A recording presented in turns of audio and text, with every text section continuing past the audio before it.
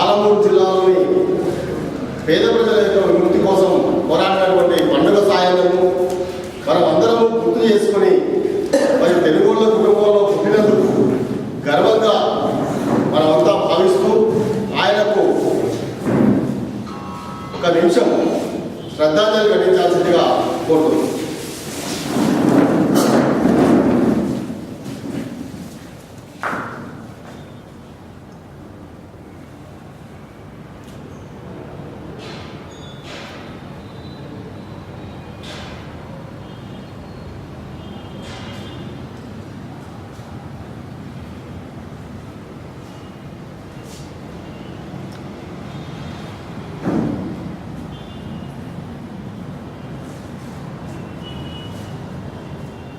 జోహార్ పండుగ సాయన్న ముదిరాజుకు, జోహార్ పండుగ సాయన్న ముదిరాజుకు, సాధిస్తాం పండుగ సాయన్న ఆశయాలను, సాధిస్తాం పండుగ సాయన్న ఆశయాలను, కొనసాగిస్తాం పండుగ సాయన్న ఆశయాలను. జై ముదిరాజ్, జై ముదిరాజ్.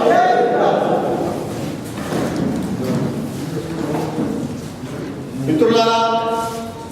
ఈరోజు మనం జరుపుకుంటున్నటువంటి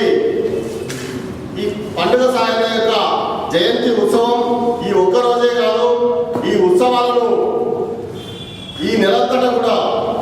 జిల్లాలోని నలుమూలల అనేక మండలాలలో గ్రామాలలో కూడా మరి ఈ సభలను జయప్రదం చేయాలని చెప్పేసి అనుకుంటున్నాం. ముఖ్యంగా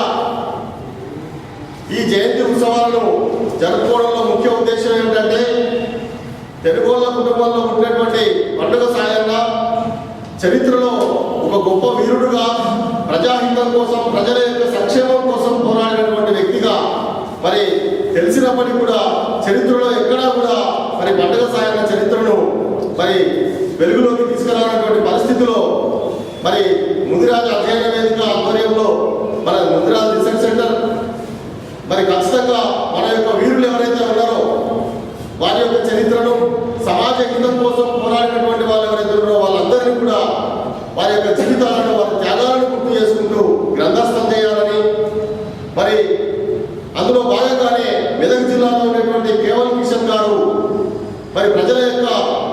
సంక్షేమం కోసం అనేక పోరాటాలు నిర్వహించి, భూ పోరాటాలు నిర్వహించి, భూములను వచ్చి పేద ప్రజలందరికీ కూడా మరి ఒక వెలుగై నిలిచినటువంటి కేవల్ కిషన్ గారు ఈరోజు మెదక్ జిల్లాలో ప్రజలకు దేవుడుగా ఒక పెద్ద జాతర నిర్వహించి ఆయన పూజిస్తున్నటువంటి పరిస్థితి. కాబట్టి అట్లాంటి కేవల్ కిషన్ గారిని పాలమూరు జిల్లాలో కూడా మరి పండుగ సాయన్న యొక్క చరిత్రను తెలుసుకున్న తర్వాత పండుగ సాయన్న మరి ముదిరాజు కుటుంబానికి సంబంధించిన వ్యక్తి అని, తెలుగోళ్ళ కుటుంబంలో పుట్టిన వ్యక్తి అని, అట్లాంటి తెలుగోళ్ళ కుటుంబంలో పుట్టినటువంటి ఒక వీరుడు మరి ఆయన గురించి తప్పనిసరిగా మనం చరిత్రలో వెలుగులోకి తీసుకురావాల్సిన అవసరం ఉందని చెప్పి మరి ఆయన నిర్వహించినటువంటి కార్యక్రమాలు కానీ, ఆయన జీవితం యొక్క ఆచరణ గురించి కానీ తెలియజేయాలని చెప్పేసి అనుకొని మరి ముందుగా ఇది ఆరంభం మాత్రమే. ఈరోజు కొద్ది మందితో ప్రారంభమైనటువంటి ముదిరాజు అధ్యయన వేదిక అచ్చంగా ప్రజల కోసం, ముదిరాజు ప్రజలు ఈరోజు తెలంగాణ ప్రాంతంలో దాదాపుగా 30% పైగా ప్రజలు తెలంగాణ ప్రాంతంలో జీవిస్తున్నారు. అట్లాంటి ముదిరాజు కుటుంబాలు ఏవైతే ఉన్నారో వీళ్ళు ప్రధానంగా చేపల వృత్తి పైన ఆధారపడి జీవిస్తున్నటువంటి వాళ్ళు. ఒకవేళ చేపల వృత్తి అనువుగానటువంటి సందర్భం వచ్చినప్పుడు మరి విస్తరాకులు కానీ, కుట్టడం కానీ, పండ్లను అమ్ముకోవడం కానీ, అనేక రకాలైనటువంటి తేనె పట్టును తీసుకొచ్చి ప్రజలకు అందించడం కానీ, మరి ప్రజలకు ఆరోగ్యకరమైనటువంటి ఆహార పదార్థాలను అందించేటువంటి దాంట్లో ప్రధానంగా తెలుగోళ్ళు ముదిరాజు కుటుంబాలు అనేటువంటివి పాలమూరు జిల్లాలో మరి బ్రతుకుతున్నారు. చెరువులు వృత్తి అనేటువంటిది ధ్వంసమైన కారణంగా చెరువులు ఎండిపోయి పాలమూరు జిల్లా కరువులో ఉండటం వల్ల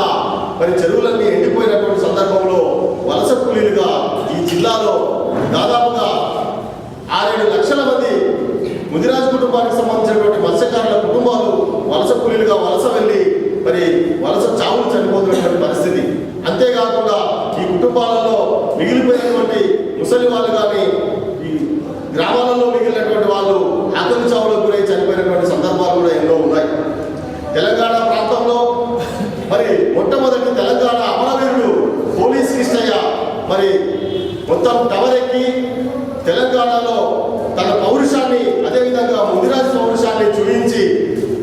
మిత్రులారా, ఇకనైనా మేల్కొని తెలంగాణ పౌరుషాన్ని చాటి చెప్పండి. మరి ఆంధ్ర పెత్తనం అనేటువంటిది తెలంగాణ ప్రజలపైన సాగుతున్నది కాబట్టి ఇప్పటికైనా మేల్కొని అని చెప్పేసి టవర్ ఎక్కి పిస్టల్ తీసుకొని కాల్చుకొని మరి చనిపోయినటువంటి వీరుడు పోలీస్ కిష్టయ్య మన విరాట్ కుటుంబానికి సంబంధించిన వ్యక్తి కావడం అనేటువంటిది మనం అందరం కూడా తొలి వీరుడు, మలిదశ తెలంగాణ పోరాటంలో తొలి వీరుడు పోలీస్ కిష్టయ్య. కాబట్టి అట్లాంటి పోలీస్ కిష్టయ్య వారసులుగా మనం ఉన్నందుకు గర్విద్దాం. మనం అందరం కూడా డాక్టర్ గారు పగినాల శ్రీనివాస్ గారిని వేదికపైకి రావాల్సిందిగా కోరుతున్నాం. తెలుగుదేశం పార్టీ కొల్లాపూర్ నియోజకవర్గ ఇన్ఛార్జ్.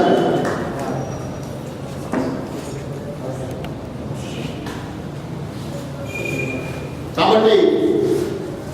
పండుగ సాయం గురించి మనం గుర్తు చేసుకునేటువంటి క్రమంలో పండుగ సాయన్న పేద కుటుంబంలో ఉన్నటువంటి పండుగ సాయన్న ఆ గ్రామంలో ఉండేటువంటి దొరలు భూస్వాముల యొక్క పెత్తనాన్ని చూసి భరించలేని పరిస్థితిలో ఇక దీనికి మార్గం తిరుగుబాటే, ఈ అణిచివేతకు మార్గం తిరుగుబాటు వల్లనే ఈ దోపిడీని మనం ఆపగలుగుతాం అనేటువంటి ఉద్దేశంతో ముందు వ్యక్తిగా తిరగబడి తనకున్నటువంటి దేహదారుడ్యంతో ఎక్కడికక్కడ ఆ దొరల పెత్తనానికి వ్యతిరేకించి మరి ఆ దొరల గడిలలో ఉండేటువంటి ధాన్యాన్ని, ఆస్తిని, సంపదనంతా కూడా దోచుకొచ్చి ప్రజలకంతా కూడా పేద ప్రజలకు పంచిపెట్టినటువంటి ఒక ఘన చరిత్ర మన పండుగ సాయన్న. మొదట ఆయన పేరు తెనుగోళ్ల సాయన్న. ఆయన ఏ గ్రామానికి పోయినా కూడా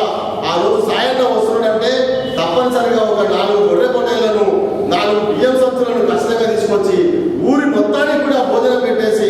మాంస భోజనం పెట్టి, మటన్ భోజనం పెట్టి, సహపంక్తి భోజనాలు పెట్టి ప్రజలందరూ కూడా ఆకలిగా ఉన్నటువంటి ప్రజలు కడుపు నిండా తిండి తిని మరి పండుగ చేసుకున్నటువంటి సందర్భంలో క్రమంగా సాయన్న అంటే పండుగ సాయన్న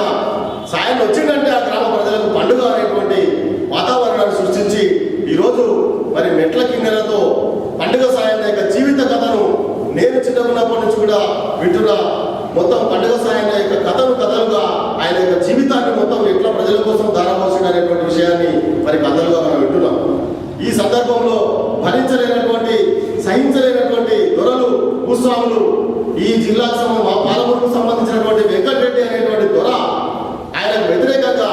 మరి నిజాం పోలీసులకు, నిజాం ప్రభుత్వానికి చెప్పి ఇక పండుగ సాయాన్ని కనుక బతకనిస్తే ఈ మొత్తం మేమంతా కూడా జీవించలేని పరిస్థితి ఉంటుంది, మేమంతా మా దొరల పరిపాలన అంతమైపోతుంది, పండుగ సాయనను ఖచ్చితంగా అంతం చేయాలని చెప్పేసి ఆయనను వేటాడి పోలీసులందరూ కూడా, రజాకారులంతా కూడా పంపించేసి మరి బంధించి తీసుకొని వచ్చి ఎన్నోసార్లు జైల్లో పెట్టారు.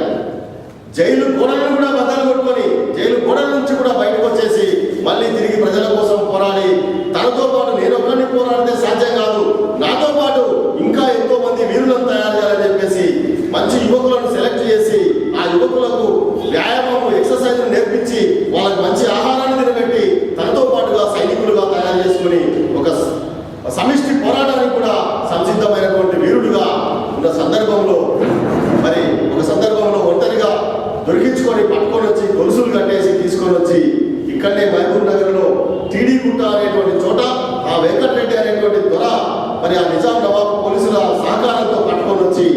మన పశువులను నరికే, సొప్ప నరికేటువంటి యంత్రం ఎట్లయితే ఉండదో ఆ యంత్రం దగ్గర ఆయన తలను ఇరికించి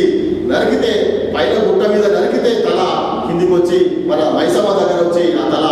ఆగిపోయినటువంటి పరిస్థితి. ఆ విధంగా ఆయనను చంపి అంతం చేసి మరి ప్రజలు ఇట్లే అయితే అందరూ తిరుగుబాటు చేస్తే ప్రతి గ్రామం చైతన్యమైతే గ్రామ స్వరాజ్యాలు ఏర్పడతాయి, గ్రామ ప్రజలందరూ కూడా స్వేచ్ఛగా బతికేటువంటి పరిస్థితులు వస్తాయి. కాబట్టి మన దొరల పెత్తనం, ఈ దోపిడీ అనేటువంటిది ఇంకా సాగదు. అందుకోసం తప్పనిసరిగా మనం పండుగ సాయాన్ని అంతం చేయాలని చెప్పేసి కూనుకున్నటువంటి మొత్తం దొరలు నిజాం ప్రభుత్వంతో కలిసి ఆ ప్రభుత్వ సహకారంతో ఆయన అంతమొందించినటువంటి పరిస్థితిని మనం చూస్తున్నాం.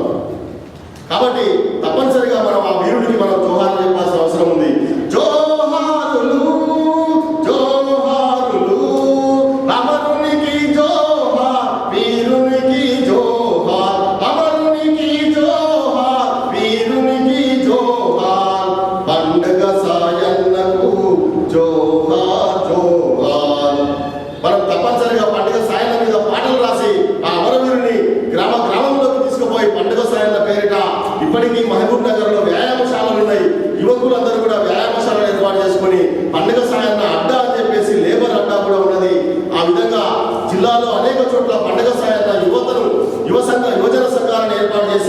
మనం ఈ వ్యవస్థ